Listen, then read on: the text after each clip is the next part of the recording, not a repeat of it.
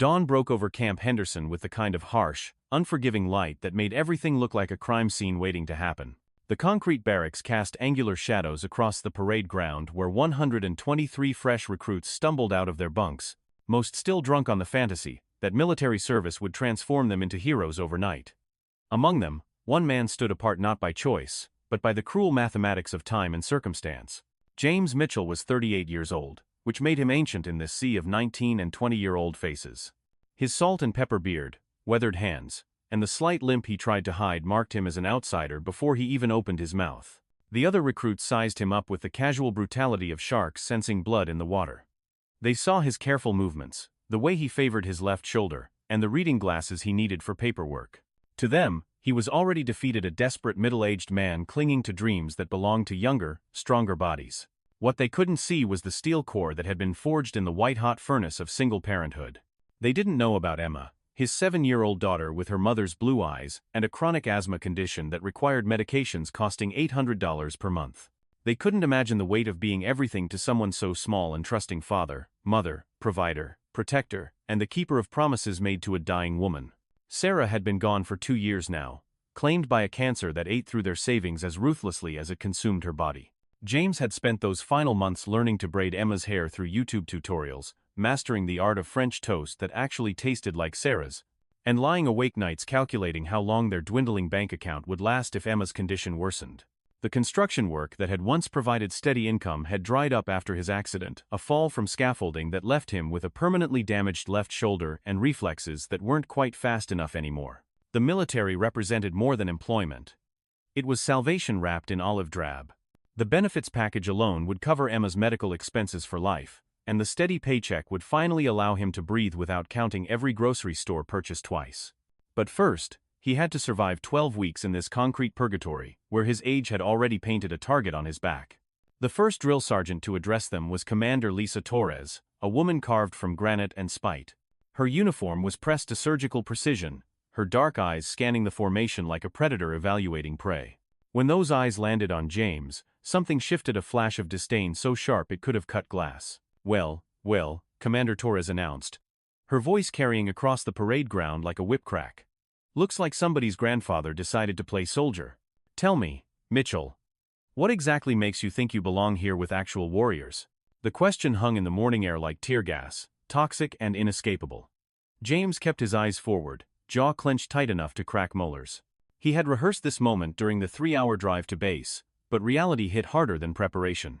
I'm here to serve my country, ma'am, he replied, his voice steady, despite the tremor of rage building in his chest. Commander Torres circled him like a buzzard around roadkill. Serve your country, son. Your country needed you 20 years ago, when your joints still worked, and your reflexes hadn't turned to mush. What we need now is for you to hobble back to whatever trailer park you crawled out of, and let real soldiers get on with their training. The laughter started as snickers, but grew into a wave that crashed over James from all directions. Private Tyler Brooks, a cocky 19-year-old, with arms like tree branches and a smile like broken promises, couldn't resist adding fuel to the fire. Yeah, Pops. Shouldn't you be home changing diapers? This isn't a retirement home for washed-up construction workers. More laughter. More voices joining the chorus of mockery. James felt something cold settle in his stomach, not fear, but recognition. He had been here before, in different uniforms and different decades, but the fundamental equation remained the same: prove yourself or be destroyed by those who couldn't imagine your struggles. The physical training that followed was designed to break spirits before building soldiers. The morning runs turned James's lungs into bellows pumping liquid fire.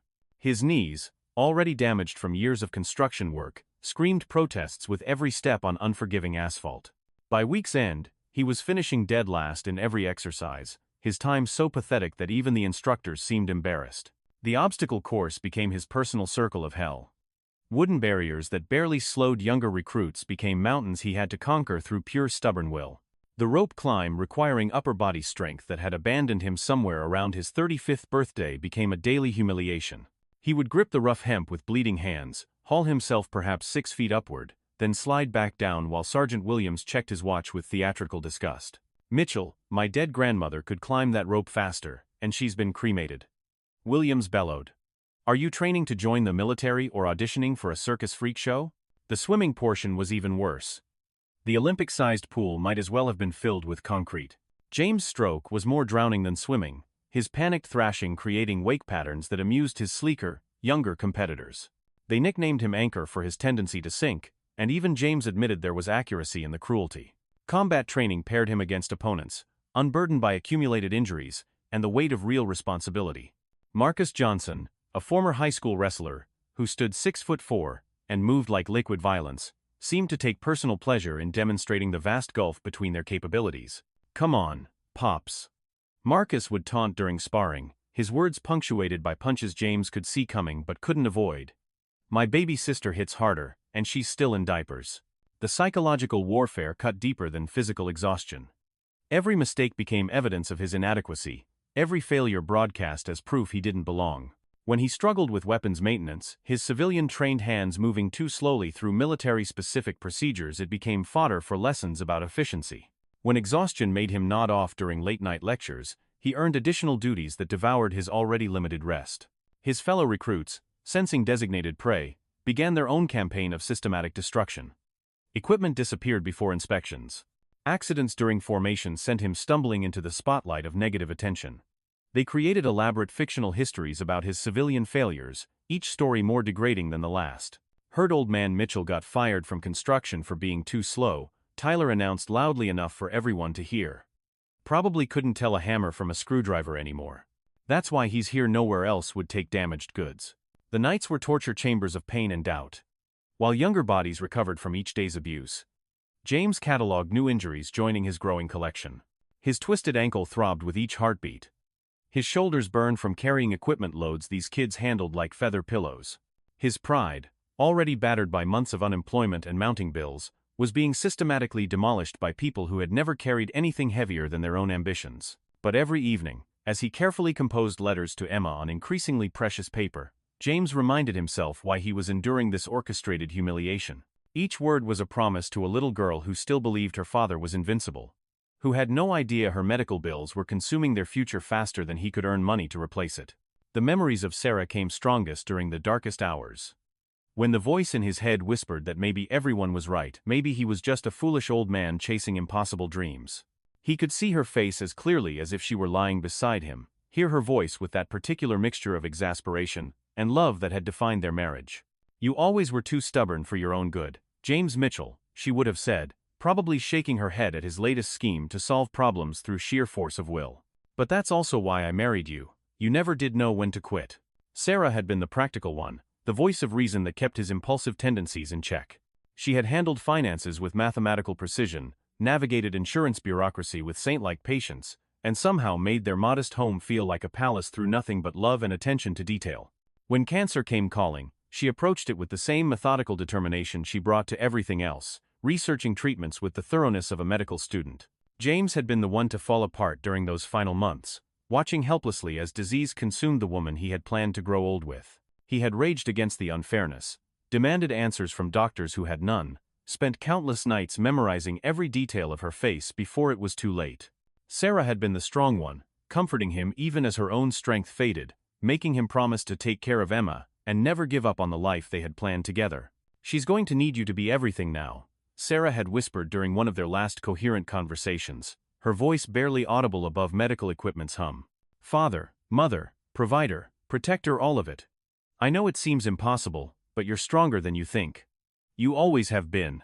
The promise he made in those final days was the chain binding him to this hellish regimen, the anchor preventing his escape no matter how badly he wanted to run.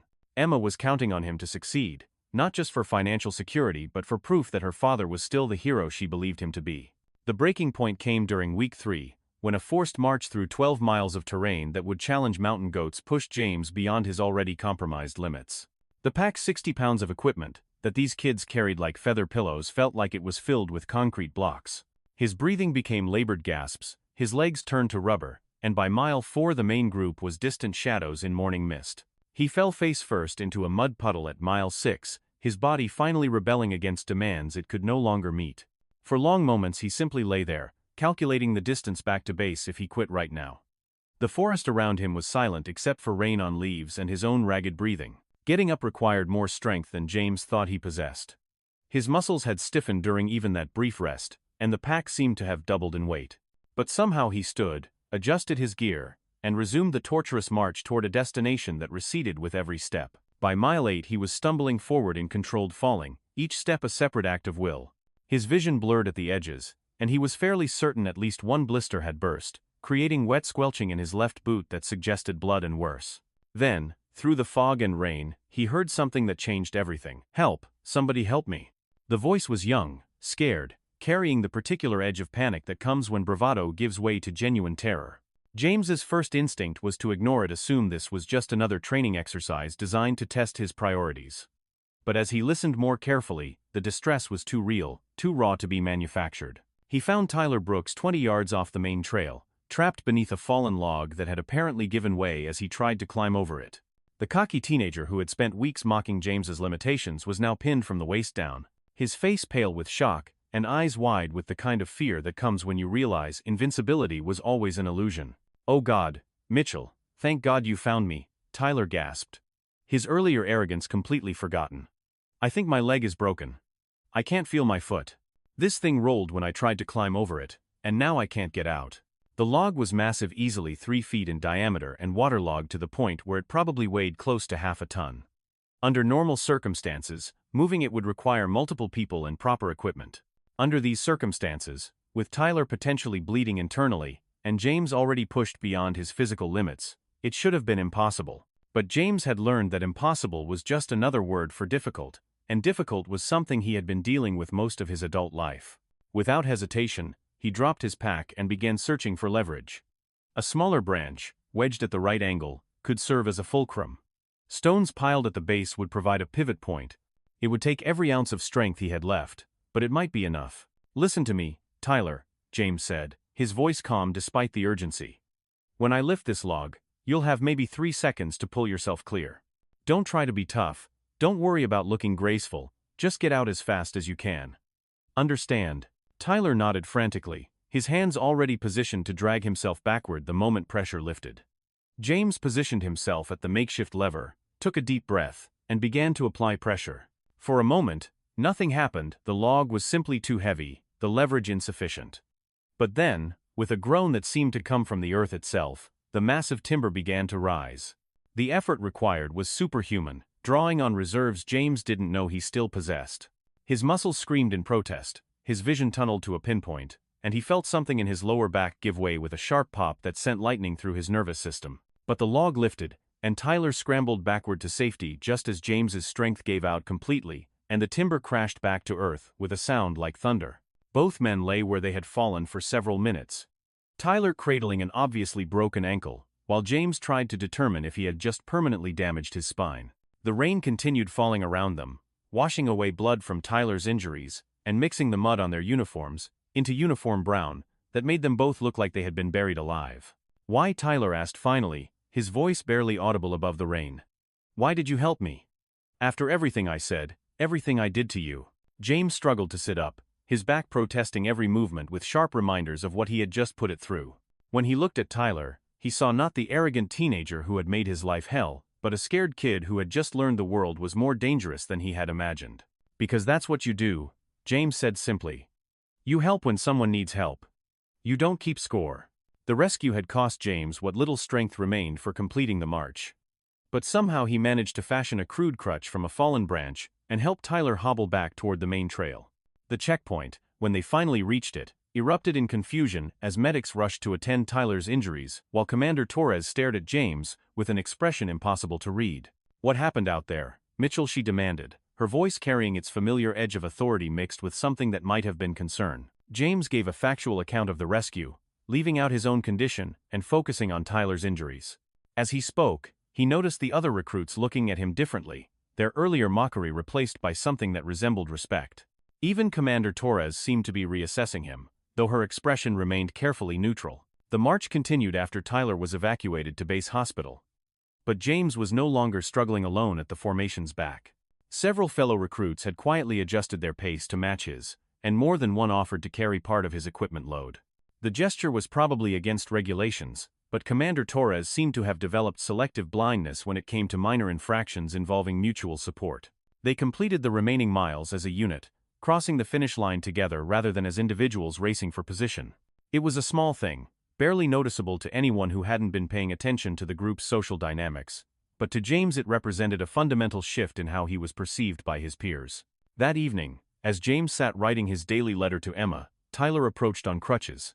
The teenager's ankle was in a cast, his face still bearing the pallor of someone who had received a harsh lesson in mortality. But his eyes held sincerity that had been completely absent during their previous interactions. "I wanted to thank you," Tyler said, settling awkwardly into the chair beside James. "The medics said if I had been trapped much longer, I could have lost circulation permanently. You probably saved me from being crippled for life." James looked up from his letter, studying Tyler's face for any sign of the mockery that had characterized their relationship. Finding none, he simply nodded and returned attention to carefully crafted words that would somehow convey strength and optimism to a 7-year-old who deserved both from her father. "I also wanted to apologize," Tyler continued, his voice dropping to barely above a whisper. "For all the things I said, all the jokes, all the crap I put you through. I was an ass, and I'm sorry." The apology was clearly genuine, delivered with awkward sincerity that suggested Tyler had been rehearsing it for hours. James set down his pen and considered his response. The boy had indeed made his life miserable, contributed significantly to the psychological torture that had pushed him to the edge of quitting multiple times. But he had also just learned a lesson that would serve him well for the rest of his life. "Apology accepted," James said finally. "We all make mistakes. What matters is learning from them." The weeks that followed marked a fundamental transformation in James's training experience. He was still the oldest, still the slowest, still the one most likely to struggle with physical demands. But he was no longer alone in his struggles, and more importantly, he was no longer defined solely by his limitations. The unit had begun seeing him as a complete person rather than a collection of deficiencies. The obstacle course remained challenging, but no longer felt impossible.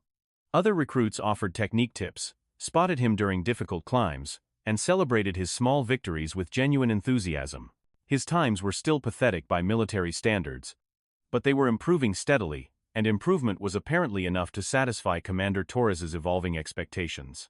Even swimming, his greatest weakness, was becoming manageable, with help from stronger swimmers who stayed after official training sessions to work with him on stroke technique and breathing control. Marcus Johnson, the former wrestler who had once delighted in demonstrating James's physical inferiority, had appointed himself as unofficial swimming coach. "Your problem isn't strength," Marcus explained during one evening session, his voice carrying patience that would have seemed impossible weeks earlier.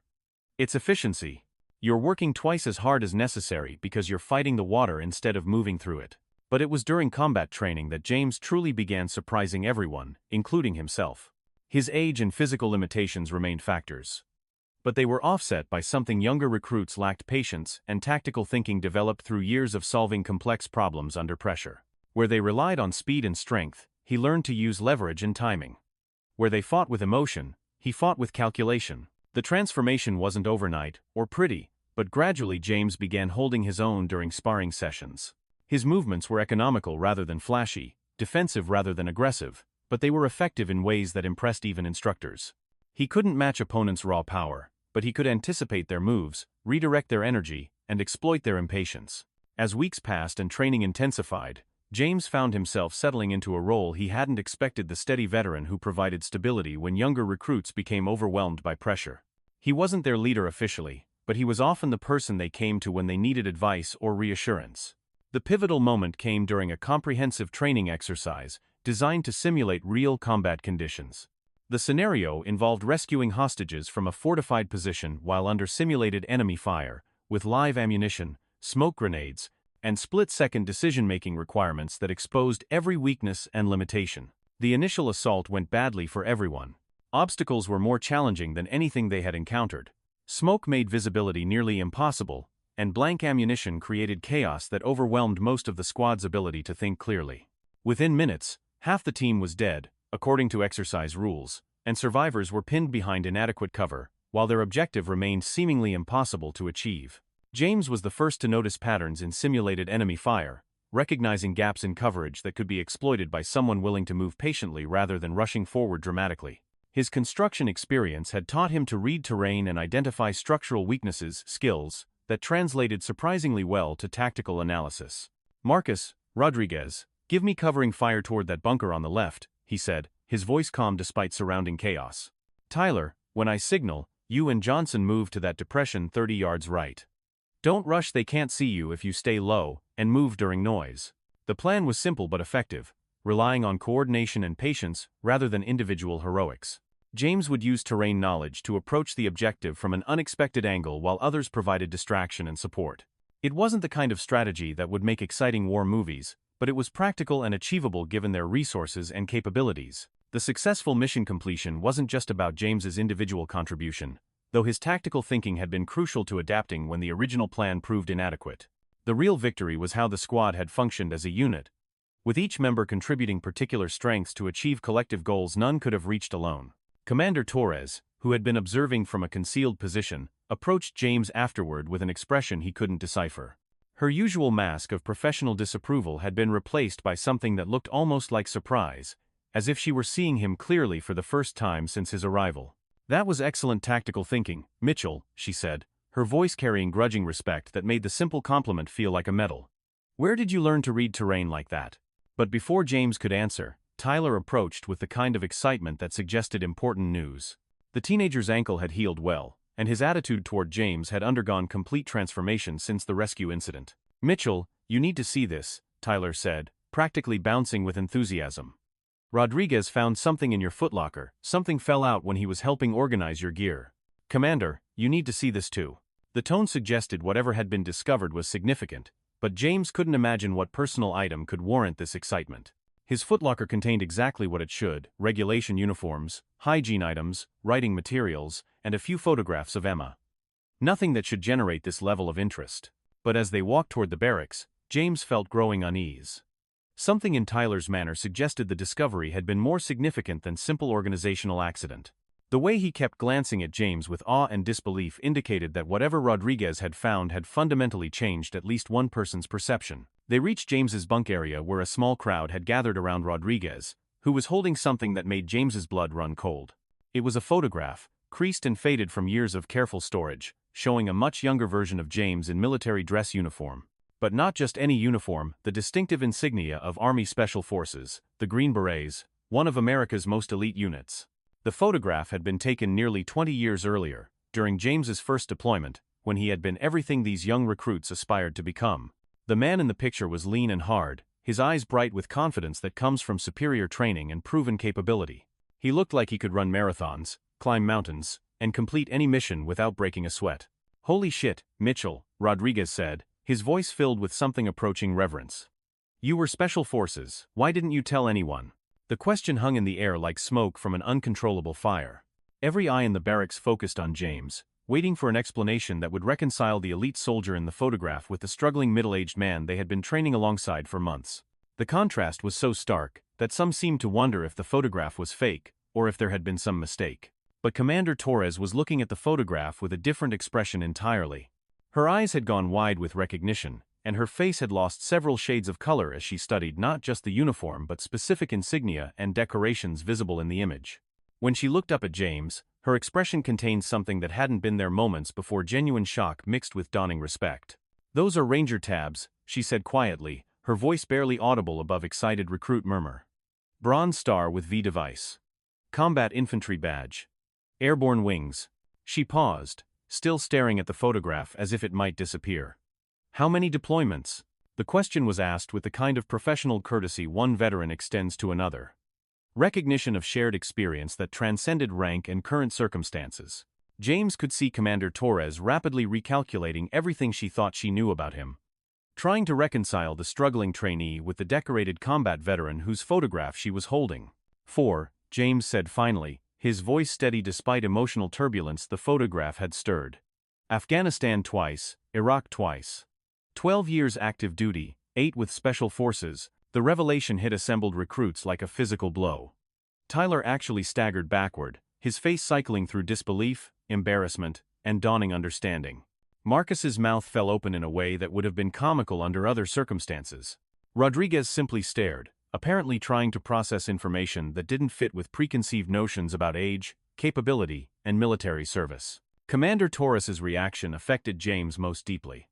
The harsh, dismissive woman who had spent months documenting his failures and predicting inevitable defeat was looking at him with something approaching awe. Her entire understanding of who he was and what he represented had been shattered by a single photograph, and she was struggling to rebuild it in real time.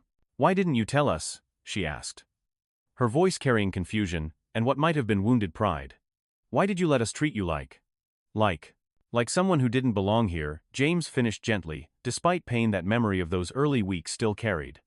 "Because at the time, that's exactly what I was. The man in that photograph doesn't exist anymore, Commander.